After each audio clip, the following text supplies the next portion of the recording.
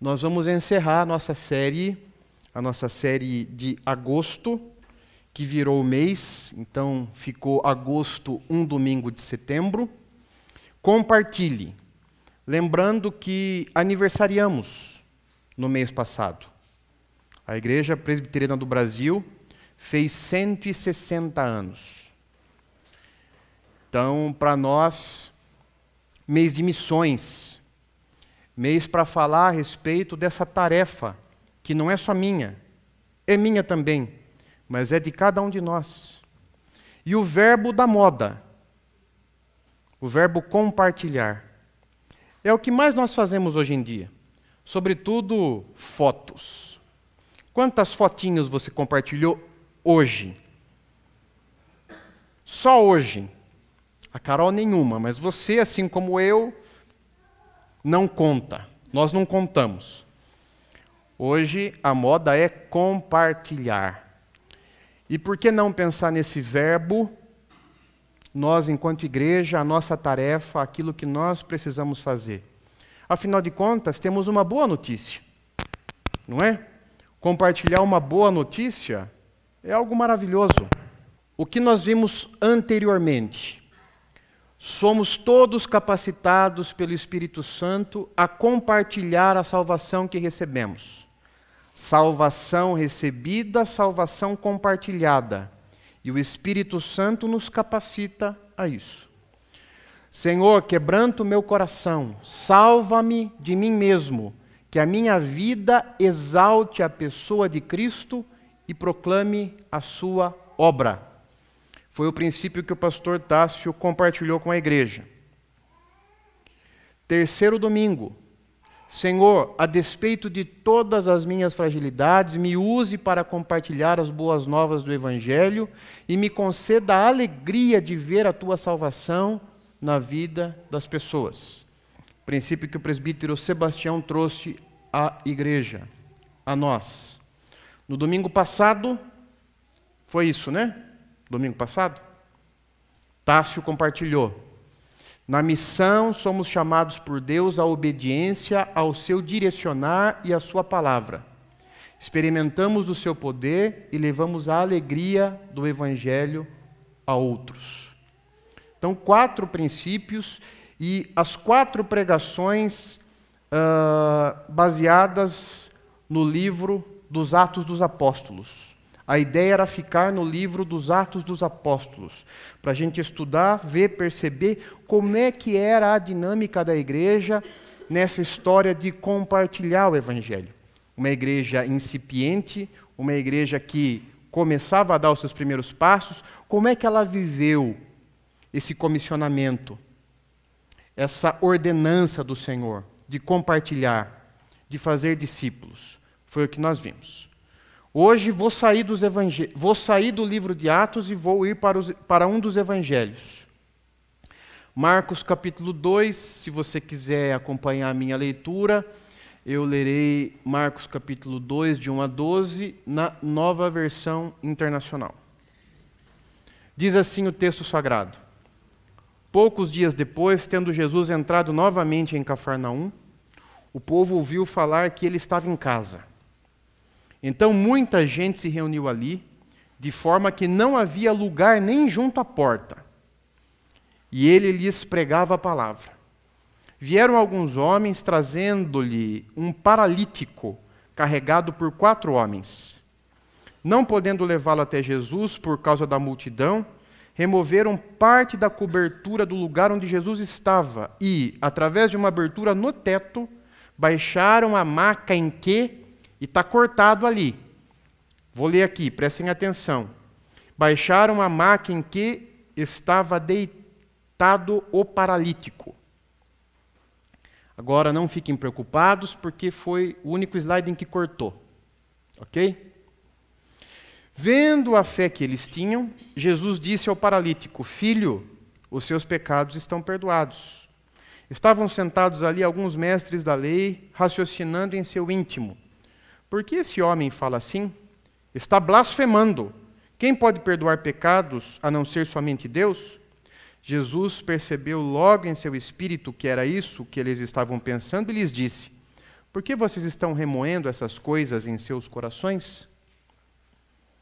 Que é mais fácil dizer ao paralítico: os seus pecados estão perdoados, ou levante-se, pegue a sua maca e ande?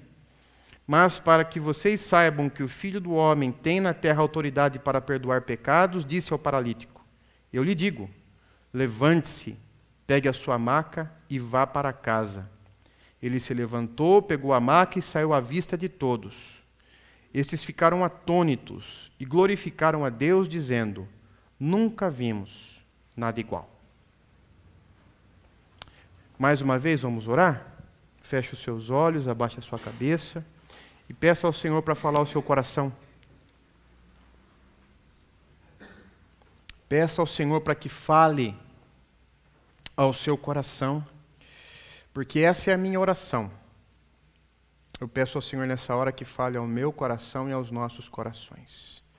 Senhor, somos todo ouvidos nesta hora.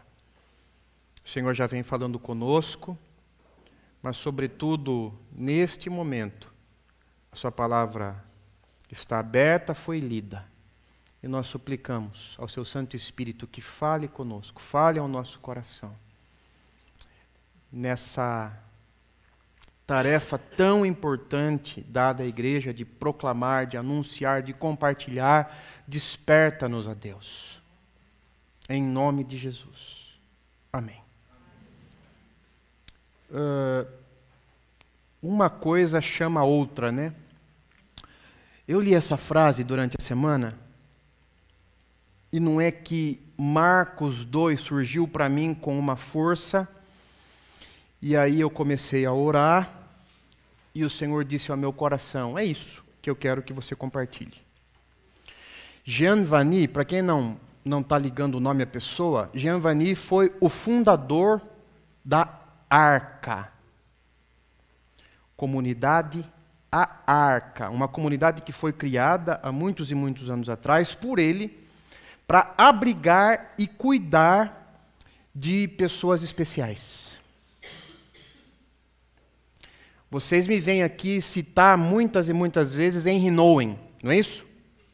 Henry Nouwen foi convidado por Jean Vanier para também ir para a Arca, mas anos depois.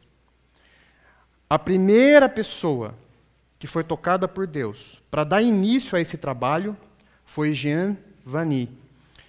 Ele foi tocado ao perceber duas pessoas, eu não sei ao certo a idade, se eram crianças, jovens ou adultos, mas ele viu duas pessoas rejeitadas pela família, e ele abandonou a vida acadêmica, porque ele era professor universitário, ele era um doutor em filosofia. Ele abandonou a vida acadêmica, alugou uma casa e foi morar. Com essas duas pessoas especiais. E aí a história da Arca. E essa frase dele que me beliscou a alma. Estou citando Jean Vanier porque ele faleceu. Vocês não vão fazer, Jean Vanier faleceu em maio deste ano, com 91 anos. 91 anos. Ele morreu, mas ele deixou uma obra e um legado maravilhosos. E essa frase, que é 100% aquilo que eu acredito, que Deus me chamou para fazer também. Nós não somos chamados por Deus para fazer coisas extraordinárias, mas para fazer coisas ordinárias com extraordinário amor. Olha que frase. Que frase. E aí, uma pergunta provocativa, vocês sabem, vocês me conhecem, eu gosto de provocar, eu sou assim desde criança. De 0 a 10, que nota você se daria no quesito amor? Se fosse para você dar uma nota para você mesmo, que nota você se daria no quesito amor?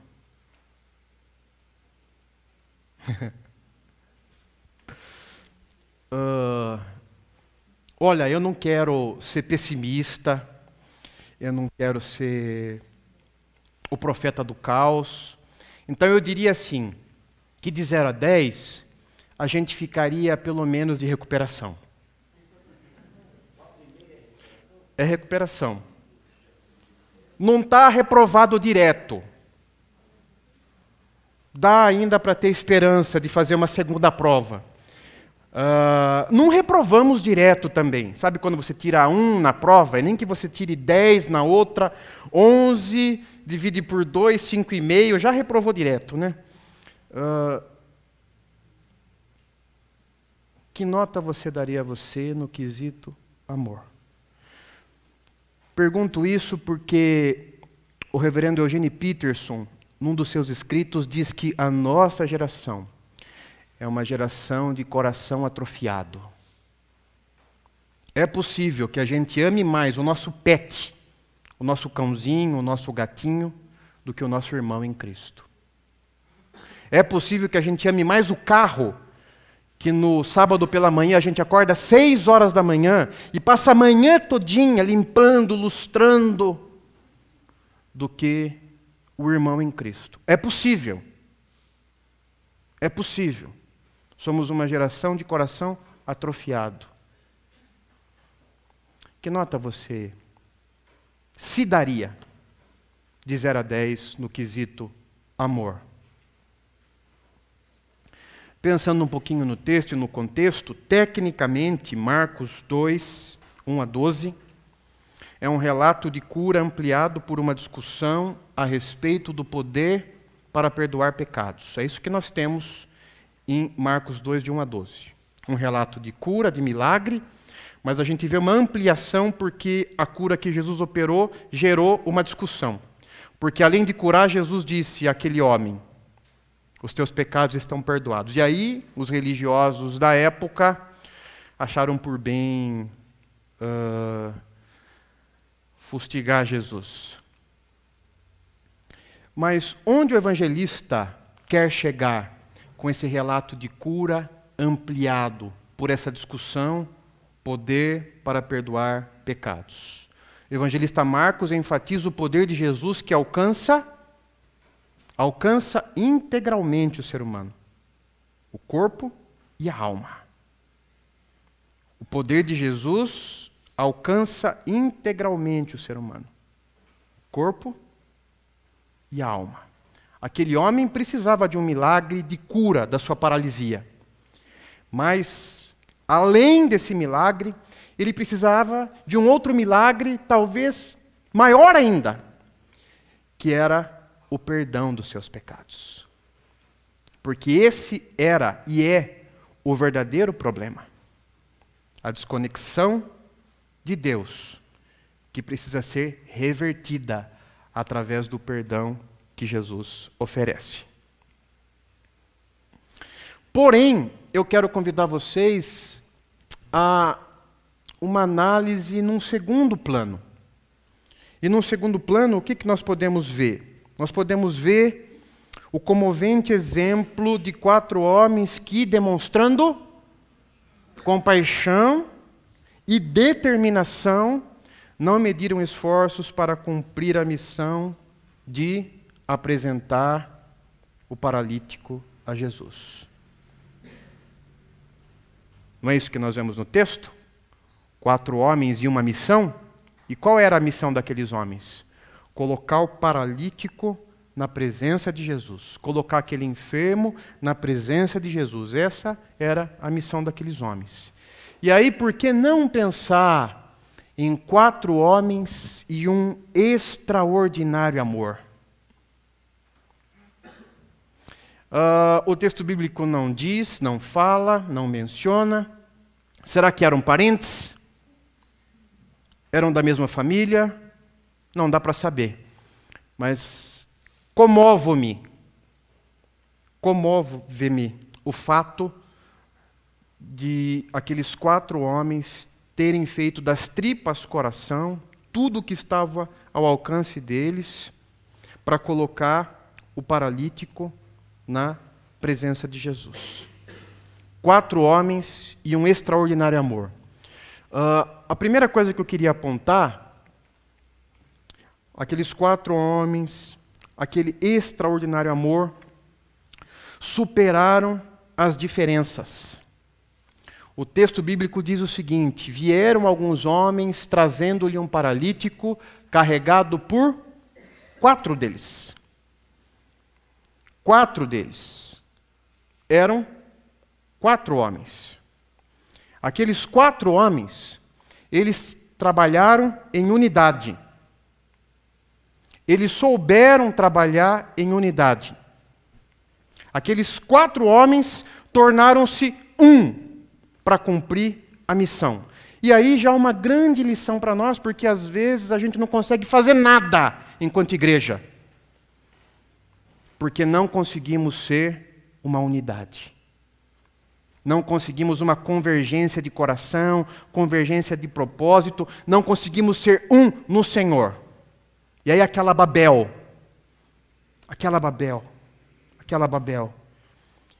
Igreja não como um lugar de encontro, mas como um lugar de desencontro. Cada um falando uma língua, as pessoas distantes umas das outras. Coração desconectado. Mas aqueles homens, eles trabalharam em unidade. Eles se tornaram para cumprir a missão. Eram 4, mas agiram como se fossem Uma segunda lição: eles mantiveram o foco no mesmo objetivo. Surgiram dificuldades, veremos adiante. Mas eles mantiveram o foco, o propósito. Nada os demoveu. Precisamos colocar o nosso irmão na presença de Jesus e é isso que nós vamos fazer. Foco. Muitas vezes é o problema que nós, enquanto igreja, também temos. Qual é o nosso foco? Cada um remando para uma direção, cada um querendo chegar num determinado lugar. Cada um. É uma lição para nós. Levar a pessoa até Cristo. E nada os demoveu. E um terceiro ensino. Aproveitaram o que cada um tinha de melhor. Quem será que teve a ideia de levar o paralítico a Jesus? Quem será que teve a ideia de ir pelo eirado, de ir pelo teto? Quem será que teve a ideia? Nós não sabemos. Mas eles souberam aproveitar o que cada um tinha de melhor. E eles conseguiram. Levaram o paralítico até a presença de Jesus. Então, meus irmãos, a primeira lição, para mim, para nós, superaram as diferenças. Somos diferentes, mas se nós não aprendermos a nos respeitar, se não houver afeto entre nós, se o amor não vencer, nós não conseguiremos cumprir o nosso papel. Igreja Babel não chega a lugar nenhum. Igreja Babel, onde todo mundo tem uma opinião e todo mundo acha que tem uma direção, e aí as pessoas começam a se digladiar, a brigar, e aí ninguém mais se ouve, ninguém mais se entende. E igreja que caminha nessa direção, caminha para lugar nenhum. Eles venceram as diferenças. Eram 4, mas se tornaram um só, para cumprir aquela missão. 4 homens e um amor extraordinário. Superaram os obstáculos. E aí a pergunta: Gustavo, quais eram os obstáculos? O primeiro, o próprio paralítico. Vieram alguns homens trazendo-lhe um paralítico carregado por 4 homens. Quem aqui já carregou um adulto? Teve que carregar um adulto? É difícil, não é? Uma criança maior, mais gordinha, já estoura, já dá bico de papagaio na gente. E um adulto? Já teve que carregar um adulto? Um adulto que não conseguia ajudar? Porque às vezes a gente consegue, né? A gente dá um impulso, a gente tenta facilitar. Em outros casos não dá. A pessoa não consegue facilitar a nossa vida. A gente tem que pegar de bravo mesmo, adulto. Não é difícil? Eu trabalhei em hospital 2 anos e meio, como capelão. Como é difícil carregar pessoas. É desajeitado, é pesado. A pessoa não ajuda. Estou me referindo ao aspecto físico. Mas eu não quero ficar muito no aspecto físico, porque não é muito o nosso caso. Às vezes a gente tem que carregar a pessoa emocionalmente, que é tão difícil quanto. A gente pega uma pessoa perturbada, e como é difícil caminhar com ela. Às vezes a gente tem que carregar uma pessoa espiritualmente. A Bíblia diz, e eu creio, que Satanás cegou o entendimento dos incrédulos para que a luz do Evangelho de Cristo brilhe, mas não irradie. Então a pessoa é cegada espiritualmente. E como é difícil a gente trabalhar tendo que carregar espiritualmente uma pessoa. Então, trabalhar com vidas não é simples, não é fácil. Às vezes a gente tem que carregar as pessoas, não fisicamente, mas emocionalmente, espiritualmente. É complicado. Mas eles carregaram o paralítico. O segundo obstáculo, a multidão, não podendo levá-lo até Jesus por causa da multidão. A casa estava cheia, tinha fila na porta. Eles tentaram entrar pela porta, não conseguiram entrar pela porta porque havia uma multidão. A multidão. E aí a gente pode pensar, a sociedade, a opinião das pessoas. Às vezes isso nos inibe. Às vezes é o que nos inibe no compartilhar de Cristo com outras pessoas. A opinião da multidão, a opinião de determinada pessoa. Como é que ela vai reagir, ou como o grupo vai reagir. Então, a multidão. E o outro obstáculo que eu vejo no texto, a altura. Removeram parte da cobertura do lugar onde Jesus estava e, através de uma abertura no teto, eles tiveram que ir por cima. Agora, se já é difícil carregar a pessoa no chão, imagine você ter que suspender e sustentar a pessoa para chegar num eirado, num telhado. Mas eles fizeram isso. Então, os obstáculos. Queremos compartilhar o Evangelho, queremos levar as pessoas à presença de Cristo. Quais são os obstáculos? Quais são os obstáculos que você vê e que você enfrenta na sua casa, no seu ambiente de trabalho, na sua vizinhança, na faculdade, na universidade, na escola? Quais são? Quais são? Eles superaram os obstáculos. Que mais? Eles superaram os estereótipos. Estereótipos. Vamos ler todos juntos o versículo 4? Vamos lá? Não podendo levá-lo até Jesus por causa da multidão, removeram parte da cobertura do lugar onde Jesus estava e, através de uma abertura no teto, baixaram a maca em que estava deitado o paralítico. Estereótipo, o que é isso? Que é sempre o mesmo, que não varia, invariável, fixo, inalterável. Eles inovaram. Eles fizeram algo incomum. Multidão, porta, não dá. Teto, telhado, vamos subir, vamos escalar. Eles ousaram, eles foram intrépidos. Eles pensaram fora da caixinha. Vamos pelo teto, vamos fazer diferente. Vamos ser criativos. Vamos fazer de um jeito impensado, impensável. Que lição para mim. Que lição para a igreja. Porque muitas e muitas vezes a gente faz sempre do mesmo jeito. E diz o outro que quem faz as mesmas coisas do mesmo jeito e espera resultados diferentes é louco. Mas às vezes nós agimos como loucos, porque a gente faz as mesmas coisas do mesmo jeito e espera resultados diferentes. Aqueles homens não. Telhado. Vamos por cima.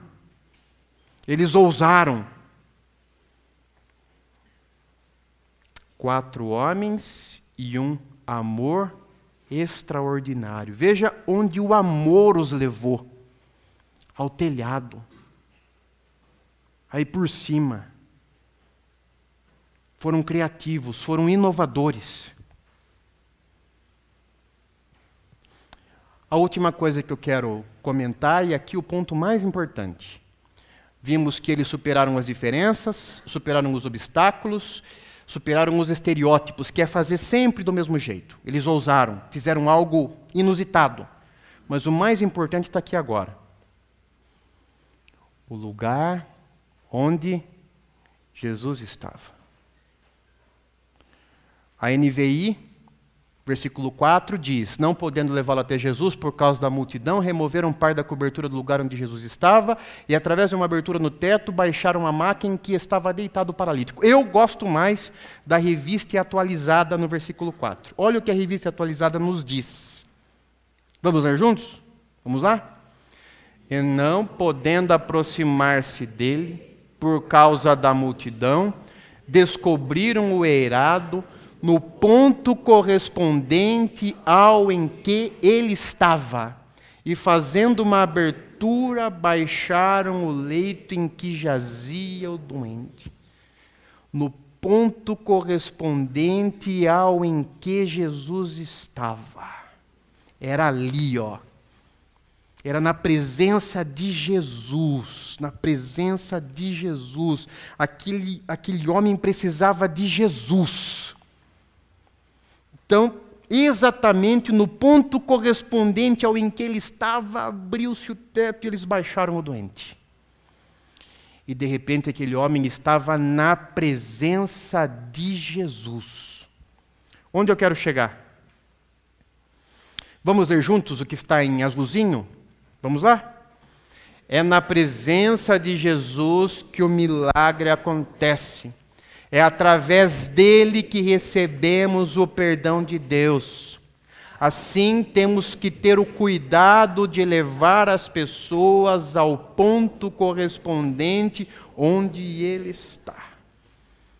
Hashtag mais Jesus, menos religião, meus irmãos e minhas irmãs. Às vezes a gente quer iniciar as pessoas na nossa religião, na nossa doutrina. É até bom, mas saiba que o milagre e o perdão é só na presença de Jesus. É só na presença de Jesus. Só na presença de Jesus. Como nós conversamos hoje pela manhã, super importante a doutrina, a história, a teologia, super importante, é o nosso chão, mas não é tudo. Não é tudo. Sabe o que é tudo? Jesus. Tem gente que tem cabeça cheia de doutrina, mas o coração está vazio de Jesus. Então, quando vai conversar com os outros, converse sobre doutrina. E não sobre Jesus. Só que nós precisamos levar as pessoas, aquelas que não conseguem chegar por si mesmas, sozinhas, a gente tem que conduzir essas pessoas ao ponto correspondente onde Jesus está. Porque é na presença de Jesus que o milagre acontece e que o perdão é recebido. É na presença dele. O que eu vou levar para casa, para a gente encerrar a nossa série do mês de agosto, primeiro domingo de setembro, bem simples, curto e grosso, como diz o outro. Vamos lá? ame extraordinariamente e compartilhe o Evangelho intencionalmente. No quesito amor, de 0 a 10, que nota você se daria? A nota foi muito ruim? Foi muito baixa? E aí eu pergunto para você, se a nota é ruim, é baixa, como é que a gente vai compartilhar o Evangelho? Se não é o amor que nos move, se não é por amor a Jesus, às pessoas, como é que a gente vai compartilhar esse Evangelho? Que é o Evangelho de amor, sem amor? Então fica para nós esse desafio. Ame extraordinariamente e compartilhe o Evangelho de Jesus Cristo intencionalmente. Queira levar as pessoas que não podem chegar por si mesmas, precisam ser conduzidas. Queira levar essas pessoas à presença de Jesus. Amém? Vamos orar?